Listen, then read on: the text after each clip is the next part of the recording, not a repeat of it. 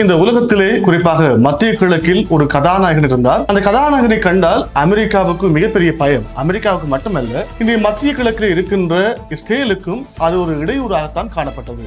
எனவே யார் அந்த அதிகாரம் படைத்தவர், அவர் தொடர்பாக நாங்கள் சிறிய காணொலியூடாக ஒரு விளக்கத்தை பார்க்க இருக்கிறோம்.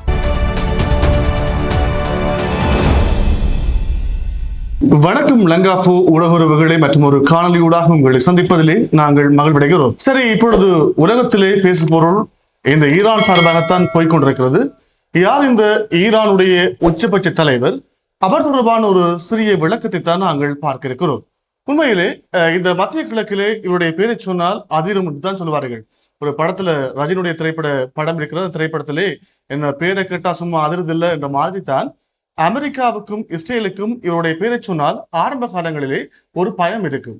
அந்த பயம் காரணமாகத்தான் ஈரான் என்ற தேசத்தை அழிப்பதற்கு இந்த அமெரிக்காவும் இஸ்ரேலும் கூட்டு சேர்ந்து பல தாக்குதல் நடவடிக்கைகளை ஈரான் மீது மேற்கொண்டிருந்தார்கள்.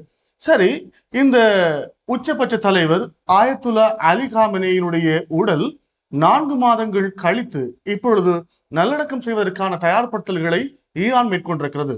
யார் இந்த ஆயத்துல்லா அலி காமெனேயி, அவருடைய வரலாறு என்ன, அவருடைய இறப்பின் மர்மம் என்ன, இவ்வளவு காலம் ஏன் அவருடைய உடல் நல்லடக்கம் செய்யப்படவில்லை, இவருடைய நல்லடக்க நிகழ்விலே எந்தெந்த நாடுகளுடைய தலைவர்கள் பங்கு பெற்றுகிறார்கள், அதே போல மக்கள் எவ்வளவு பங்கு பெற்ற முடியும் என்ற கேள்விக்கெல்லாம் நாங்கள் உங்களுக்கு பதில் வழங்க காத்திருக்கிறோம்.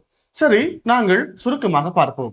இவருடைய அடிப்படையை பார்த்தால் இவர் ஒரு மதகுரு என்றால் இஸ்லாமியத்தினுடைய பற்றுதல் கொண்டு சிறு வயதிலிருந்து ஒரு மதகுருவாகுவதற்கான அடிப்படையை அவர் கற்றிருக்கின்றார். அவர் தொடர்ச்சியாக ஈரானுடைய அரசியல் பிரவேசத்துக்குள் நுழைந்த ஆயத்துல்லா அலி காமெனி 1989ஆம் ஆண்டு முதலாக குறிப்பாக ஈரானுடைய உச்ச தலைவராக மாறினார். உச்ச தலைவர் என்பது அங்கிருக்கின்ற அரசியல், பாதுகாப்பு, இராணுவம் மற்றும் அணு ஆயுத திட்டங்களுக்கான இறுதி ஒப்புதல்கள் வழங்குகின்ற ஒருவராகவும் அவர்களை கட்டுப்படுத்துகின்ற ஒருவராகவும் இந்த ஆயத்துல்லா அலி காமெனேயி திகழ்ந்திருக்கின்றார். சரி, நாங்கள் இரண்டாவது விடயத்துக்கு போவோம். இவர் எவ்வாறு உயிரிழந்தார்? உங்களுக்கு தெரியும், இந்த ஈரான் என்ற நாட்டை அழிப்பதற்கு அமெரிக்கா பல்வேறு செயற்பாடுகளை மேற்கொண்டது. ஆனாலும் அவை கைகூடாமல் போயிருந்த நிலையிலே இந்த தன்னிச்சையாக இயங்குகின்ற ஈரான் மீது பல்வேறு பொருளாதார தடைகளை அமெரிக்கா விதித்தது. அது மாத்திரமல்லாமல் இந்த ஈரான் என்ற தேசத்தை உச்ச தலைவராக இருந்த ஆயத்துல்லா அலி காமெனி யாருடைய துணையும் இன்றி தனித்து கட்டி எழுப்பினார். எங்களுக்கு யாருடைய உதவியும் தேவையில்லை, நாங்கள் ஈரானியர்கள், முஸ்லிம்கள், நாங்கள் எங்கள் தேசத்தை கட்டியெழுப்புவோம் என கூறிக்கொண்டு பலமிக்க ஒரு தேசத்தை, ஈரானிய தேசத்தை வடிவமைத்தது யார் என்றால் இந்த ஆயத்துல்லா அலி காமெனேயி. இவருடைய எழுச்சியை பார்த்த அமெரிக்கா மற்றும் இஸ்ரேல் ஆகிய நாடுகள் இவரை எப்படியாவது போட்டு தள்ள வேண்டும் என்ற கொள்கையோடு முனைப்பான செயற்பாடுகளை மேற்கொண்டார்கள். அவர் எங்கு செல்கிறார், எங்கு தங்கியிருக்கிறார், அவருடைய பதுங்குகுழி எங்கு இருக்கிறது, சமய வழிபாடுகளுக்காக எங்கே செல்வார், பொது வழிகளில் எங்கு செல்வார்கள் என்ற பல உளவு தகவல்களை அவர்கள் சேமித்துக் கொண்டார்கள். உலகிலேயே பலம் பொருந்திய உளவுத்துறை அமைப்பாக காணப்படுகின்ற மொசாட், இஸ்ரேலுடைய மொசாட் ஈரானுடைய உச்ச தலைவருடைய கண்காணிப்புகளை உற்று நோக்கியிருந்தார்கள். அதே போல CIA என்று சொல்லப்படுகின்ற அமெரிக்காவுடைய உளவு அமைப்பும் இணைந்து இந்த நடவடிக்கையில் ஈடுபட்டிருந்தார்கள்.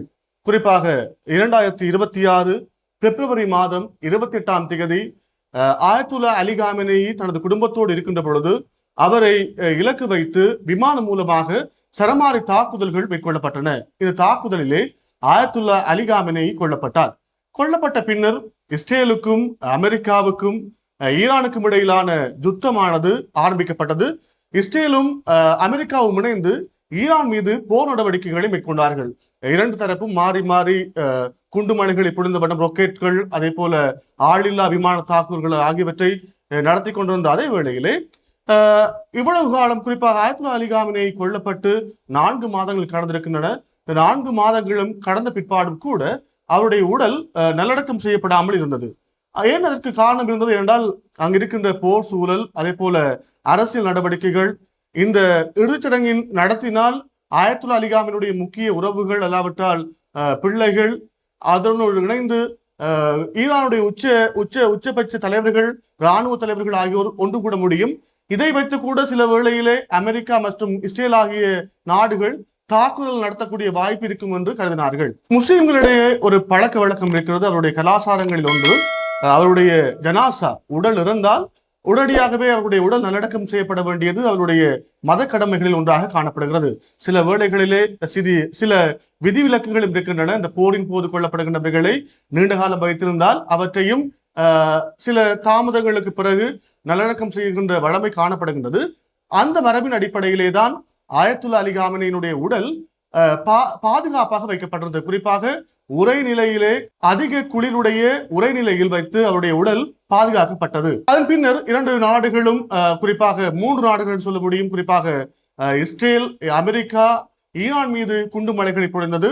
அதே போல ஈரானும் அமெரிக்க தளங்களை குறிவைத்து மத்திய கிழக்கிலே பல இடங்களிலே விமான தாக்குதல்களையும் ஏவுகணை தாக்குதல்களையும் அதே போல ஆளில்லா விமான தாக்குதல்களையும் நடத்தியிருந்தார்கள்.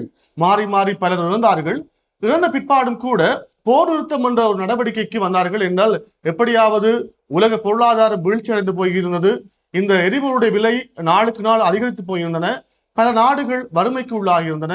அதே போல எரிவாயுடைய விலையும் அதிகரித்துக் கொண்டிருந்தன. இதன் காரணமாக எப்படியாவது 2 நாடுகளுக்கும் இடையே ஒரு போர் நிறுத்த ஒப்பந்தத்தை கொண்டு வர வேண்டும்.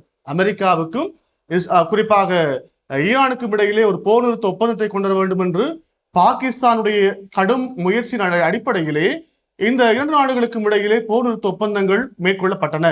மேற்கொண்ட போதிலும் 2 நாடுகளும் மாறி மாறி சில தாக்குதல்களை மேற்கொண்டுதான் இருந்தார்கள். ஆனாலும் இப்பொழுது இந்த ஆயத்துல்லா அலி காமனியுடைய உடல் நல்லடக்கம் செய்வதற்கான ஏற்பாடுகள் செய்யப்பட்டிருக்கிறது.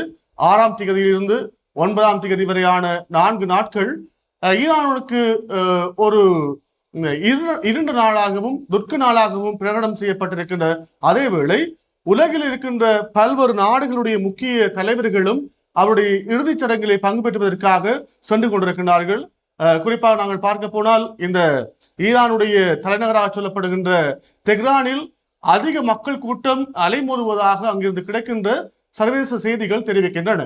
அதே போல நாங்கள் பார்த்தோமானால் உலக தலைவர்கள், குறிப்பாக 100 நாடுகளைச் சேர்ந்த உலக தலைவர்கள், அந்த உலக தலைவர்கள் அல்ல, அந்த நாட்டினுடைய முக்கிய உறுப்பினர்கள் அவருடைய இறுதிச் சடங்கில் பங்கு பெற்றுவார்கள் என சர்வதேச ஊடகங்கள் தெரிவிக்கிறது. குறிப்பாக சீனாவினுடைய முக்கிய பிரமுகர்கள், அத்தோடு இலங்கையினுடைய அமைச்சர்கள், அல்லாவிட்டால் நாடாளுமன்ற உறுப்பினர்கள் இந்த இறுதிச் சடங்கிலே பங்கு பெற்றிருக்கிறார்கள்.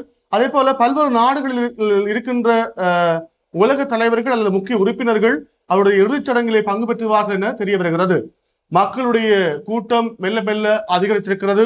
இந்த அதிகரிப்பு என்பது உலகிலேயே மிக அதிகம் ஒன்று கூடுகின்ற மரணச் சடங்காக ஆயத்துல்லா அலி காமனியுடைய மரணச் சடங்கு காணப்படுகின்றது. ஏற்கனவே இந்த 5-6 நாட்களுக்கு முன்பதாக மக்களுடைய வெள்ளம் மெல்ல மெல்லமாக வருகை தந்து கொண்டிருக்கிறார்கள் தெஹ்ரானை நோக்கி. இந்த தெஹ்ரானுடைய வருகை என்பது, மக்களுடைய வருகை என்பது தமது உச்ச தலைவர் கொல்லப்பட்டமைக்கான எதிர்ப்பை வெளிப்படுத்துவதற்காகவும் அவருடைய மறைவை அனுஷ்டிப்பதற்காகவும் மக்கள் திரண்டு கொண்டிருக்கிறார்கள். நான் நினைக்கிறேன் பல கோடி மக்கள் ஒன்று கூடுவார்கள் என்பது கணிப்பு. பலத்த பாதுகாப்புகளையும் ஈரானுடைய அரசு மேற்கொண்டிருக்கிறது. ஏதேனும் தாக்குதல் சம்பவங்கள் இடம்பெறலாம். அதே போல தாக்குதல் சம்பவங்கள் இடம்பெறாமல் பாதுகாப்பதற்காகவும் மக்களுடைய நெரிசல்களை தடுப்பதற்காகவும் அங்கு பலத்த பாதுகாப்புகள் போடப்பட்டிருக்கிறது. அத்தோடு புதிய உச்ச தலைவராக இருக்கின்ற ஆயத்துல்லா அலி காமனியுடைய மகன் முஸ்தபா காமினி இந்த இறுதி ஊர்வலத்திலே பங்கு பெற்ற மாட்டார் என தகவல் வெளியாக இருக்கிறது. பொறுத்திருந்துதான் பார்க்க வேண்டும் யார் யார் இதிலே பங்கு பெற்றுவார்கள், பங்கு பெற்றாமல் போவார்கள் என்ற விடயங்கள் பிற்காலத்தில் தான் தெரிய வரும். ஆனாலும் இந்த விடயங்களை மொசாட் உட்பட CIA உன்னிப்பாக கவனிக்கும். யார் யார் வருகிறார்கள், யார் யார் போகிறார்கள், இந்த விடயங்கள் தொடர்பாக பூரணமான ஆய்வினை இந்த 2 உளவு அமைப்புகள் மேற்கொள்ளும் என்ற நம்பிக்கை எங்களிடம் இருக்கிறது. பொறுத்திருந்து பார்ப்போம். ஈரானுடைய இந்த உச்சபட்ச தலைவர் மரணித்தது உலக நாடுகளுக்கு, குறிப்பாக முஸ்லிம் நாடுகளுக்கும் மத்திய கிழக்கில் வாழ்கின்ற நாடுகளுக்கும் ஒரு மிகப்பெரிய துயரை ஏற்படுத்தி இருக்கிறது. இந்த துயரிலே நாமும் பங்கு பெற்றுகிறோம்.